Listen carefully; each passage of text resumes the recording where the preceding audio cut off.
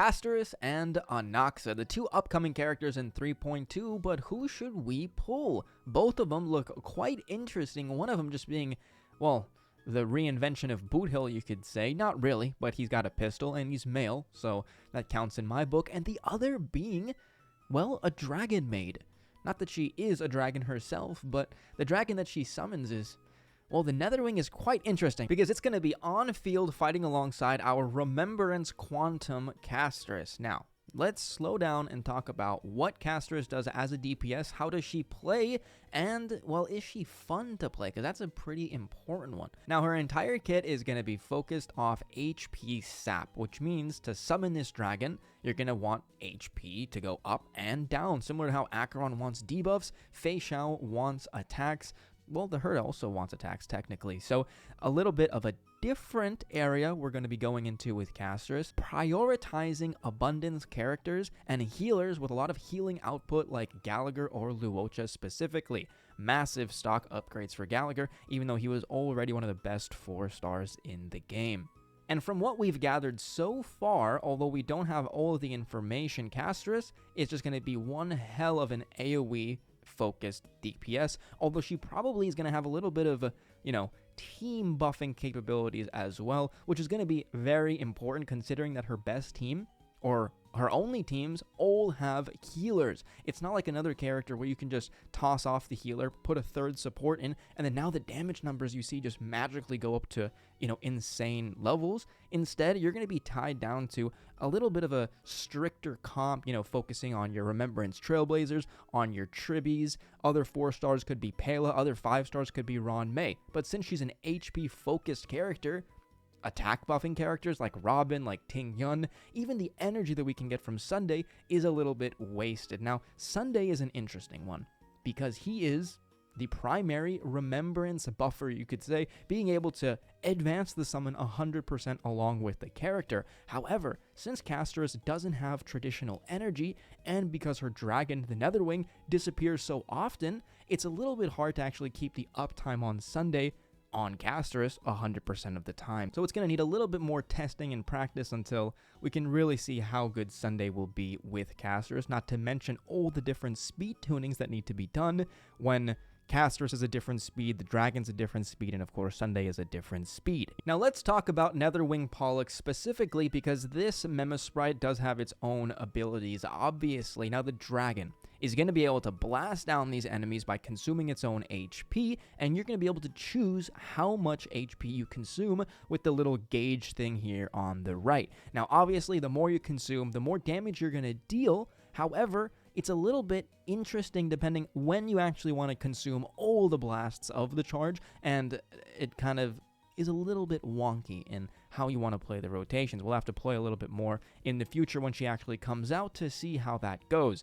Now, the other ability that the dragon has is that it's going to prevent your allies from dying, which is different from the global passive because since the HP of all your characters are just going to be consistently so low because of not only the enemy's attacks, because of all the sapping you're going to be doing, given that if you have a good healer, it shouldn't be as difficult, the Netherwing is going to protect our allies and get increased damage to itself just to kind of make sure that the team does stay succinct and working, you could say. And when it comes to CASTORICE's global passive, I mean, this is an interesting one because this could have lots of impact. It could also have no impact. The fact that it works even if she's not on the team makes it so perhaps some zero cycle comps might be a little bit more interesting. You can squeeze one extra action out of your characters before they die, but for the most part, on comps versus the majority of battles that's not simulated universe, you're not dying all that much, and the majority of the player base, I don't even know how much they do endgame, so I guess that's just going to be something that we're going to have to keep an eye out on the future and see what the actual impact of this global buff is for a regular casual player.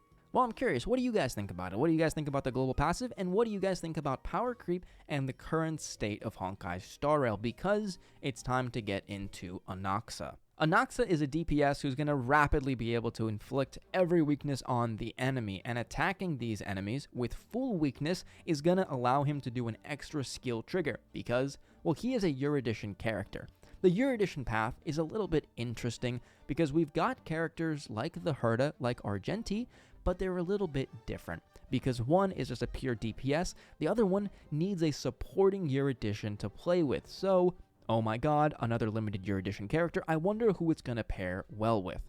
In the specific case of the Herda, she suffers a little bit from single target damage, albeit she's still unbelievably strong. Anaxa is going to be able to support her in this role, being that he's a bounce DPS who's going to be able to do some crazy single target damage while also having lots of attacks to trigger the talent from the Herda. Very similar to Welt in that if there's one enemy on the field, you can do a ton of damage to just them, or you can do a little bit of damage to a lot of enemies. Now, the ultimate is also a little bit like Welt. Very interesting. Just like the imprisonment that you can apply with Welt's ultimate, and then even you can stun them if you do it in the middle of their turn, Anaxa is the same. He's going to inflict the sublimation state on the enemies, dealing damage, implanting a ton of weaknesses, while also making sure that they can't act for that one action. This is going to be super interesting for sustainless comps, specifically for the Herda too, because now we're going to have a little bit more flexibility, especially if we have RMC on the team too, to do a little bit of time stop and sublimation maneuvers.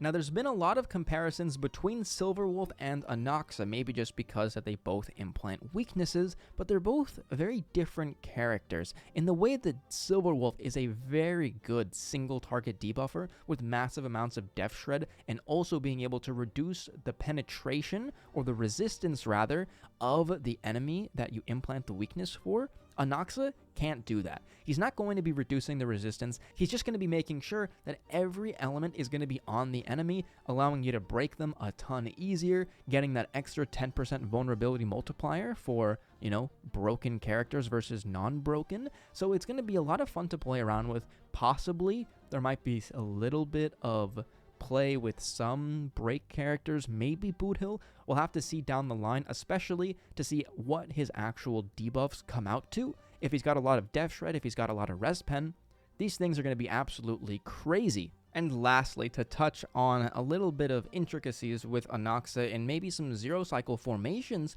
he can easily be put on the win set, which is just going to be so fun for even more actions, even more stacks, and hopefully his ultimate cost is low so we can spam those stuns. So to summarize, for CASTORICE, she's just going to be a super strong AoE DPS, albeit tied to a healer, meaning that her team comps will not have as much variability as some other DPSs, although maybe if we slot in Mayday, we can have a little bit of fun there because his charge is going to be affecting the dragon, and that might be able to allow for us to not use a healer or just have a little bit more of a fun dual DPS off-meta team. For Anaxa, massive pros are the fact that he's going to be a supportive DPS, having the ability to not only stun the enemy, implant every weakness in the game, and also have some very good debuffs depending on how much you want to invest into him.